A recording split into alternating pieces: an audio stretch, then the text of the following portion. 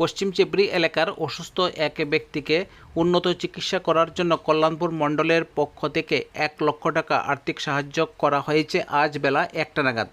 পশ্চিম চেবরি এলাকার রাহুল দেবনাথ নামে এক ব্যক্তি দীর্ঘদিন ধরে অসুস্থ।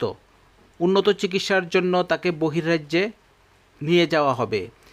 কল্যাণপুর মণ্ডলের তরফ থেকে রাহুল দেবনাথের চিকিৎসা করার জন্য 1 লক্ষ টাকা আর্থিক সহায়তা করা হয়। এদিন পশ্চিম চেবরি রাহুল দেবনাথের বাসভবনে এসে বিধায়ক পিনাকি দাস চৌধুরী 1 লক্ষ টাকা পরিবারের হাতে তুলে দেয়।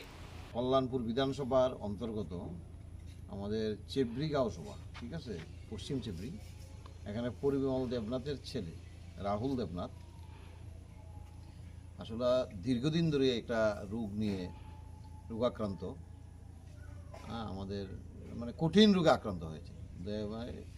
বারবারই চিকিৎসা চলছে, জিবিতে, আইএলএসে, এই করতে করতে প্রায় অনেক টাকা পয়সা খরচ হয়েছে, নিঃস্ব হয়ে গেছে।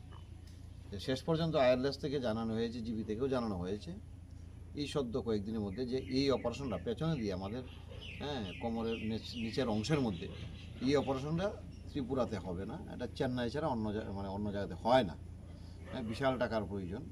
তো সেই জায়গায় দাঁড়িয়ে আজকে আমরা এসেছি, আমাদের মণ্ডল প্রেসিডেন্ট নিতাই বল, আমাদের কল্যাণপুর ব্লকের চেয়ারম্যান এসেছে সুমেন গুপ, আমাদের সাধারণ সম্পাদক মণ্ডলের অসীম দেবরায়, আমাদের বিশিষ্ট ব্যক্তি প্রজ্জ্বল কৃষ্ণ মহারত্ন, আমাদের এই পঞ্চায়েত এলাকার পশ্চিম চেবরি শ্রীপদশীল বুথের সভাপতি আমাদের অভিজিৎ, আমাদের রঞ্জিত দা পঞ্চায়েতের মেম্বার, এবং আরও অন্যান্য কার্যকর্তারা আমরা এসেছি। আমরা মণ্ডলের পক্ষ থেকে ওই যুবক ছেলেটা, মানে কি বলবো, ফুটফুটে যুবক, যাতে তাড়াতাড়ি সুস্থ হয় এবং চেন্নাই গিয়ে যাতে তাড়াতাড়ি অপারেশন হয়, তার জন্য 1 লক্ষ টাকা আমরা ওনার হাতে তুলে দিলাম এবং এরা আজকেই রওনা হবে চেন্নাইয়ের উদ্দেশ্যে। আমরা ঠাকুরের নিকট প্রার্থনা করি খুব তাড়াতাড়ি যাতে সুস্থ হয়ে বাড়িতে ফিরে। নমস্কার, ধন্যবাদ।